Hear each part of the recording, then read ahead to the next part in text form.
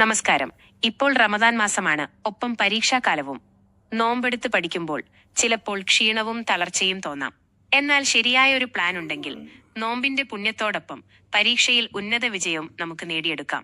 റമദാൻ കാലത്ത് പഠനം എങ്ങനെ ക്രമീകരിക്കാം എന്നതിനെക്കുറിച്ചുള്ള 4 ടിപ്സുകളാണ് ഇന്നത്തെ വീഡിയോയിൽ. 1. പഠന സമയം ക്രമീകരിക്കുക. Study timing. നോമ്പുകാലത്ത് പകൽ സമയം ചിലപ്പോൾ തളർച്ച അനുഭവപ്പെട്ടേക്കാം. അതുകൊണ്ട് അത്താഴം, സഹർ കഴിഞ്ഞ് സുബഹി നമസ്കാരം വരെയുള്ള സമയം പഠനത്തിനായി ഉപയോഗിക്കുക. ആ സമയത്ത് തലച്ചോറ് വളരെ ആക്റ്റീവായിരിക്കും. അതുപോലെ തന്നെ തറാവീഹ് നമസ്കാരം കഴിഞ്ഞുള്ള സമയവും പ്രയാസമുള്ള വിഷയങ്ങൾ പഠിക്കാൻ തരെ. 2. ഭക്ഷണക്രമം ശ്രദ്ധിക്കുക. ഹെൽത്തി സുഹൂർ ആൻഡ് ഇഫ്താർ. പഠിക്കുന്ന കുട്ടികൾ അത്താഴം ഒഴിവാക്കരുത്. ദീർഘനേരം ഊർജം നൽകുന്ന ഭക്ഷണങ്ങൾ, ഉദാഹരണത്തിന് ഓട്സ്, ഈന്തപ്പഴം, പഴവർഗ്ഗങ്ങൾ കഴിക്കാൻ ശ്രദ്ധിക്കുക.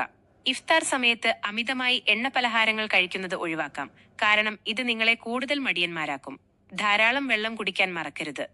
ചെറിയ ബ്രേക്കുകൾ എടുക്കുക. പവർ നാപ്സ്. പകൽ സമയം പഠിക്കുമ്പോൾ കൂടുതൽ ക്ഷീണം തോന്നിയാൽ നിർബന്ധിച്ച് പഠിക്കരുത്.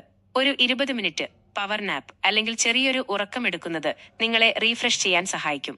ആരാധനകൾക്കായി മാറ്റിവെക്കുന്ന സമയം നിങ്ങളുടെ മനസ്സിന് സമാധാനവും പഠനത്തിന് കൂടുതൽ ഏകാഗ്രതയും നൽകും. 4.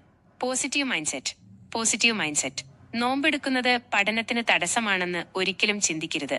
മറിച്ച് നോമ്പ് നമ്മുടെ അച്ചടക്കവും ക്ഷമയും വർദ്ധിപ്പിക്കുകയാണ് ചെയ്യുന്നത്. ഈ ആത്മവിശ്വാസം പരീക്ഷാ ഹാളിലും നിങ്ങൾക്ക് തുണയാകും.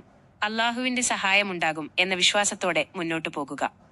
ഈ വിശുദ്ധ മാസത്തിലെ പ്രാർത്ഥനകളും നിങ്ങളുടെ കഠിനാധ്വാനവും നിങ്ങളെ വലിയ വിജയത്തിലെത്തിക്കട്ടെ. ഈ വീഡിയോ പരീക്ഷ എഴുതുന്ന എല്ലാ കൂട്ടുകാർക്കും ഷെയർ ചെയ്യുക. എല്ലാവർക്കും റമദാൻ ആശംസകളും പരീക്ഷാ ആശംസകളും നേരുന്നു.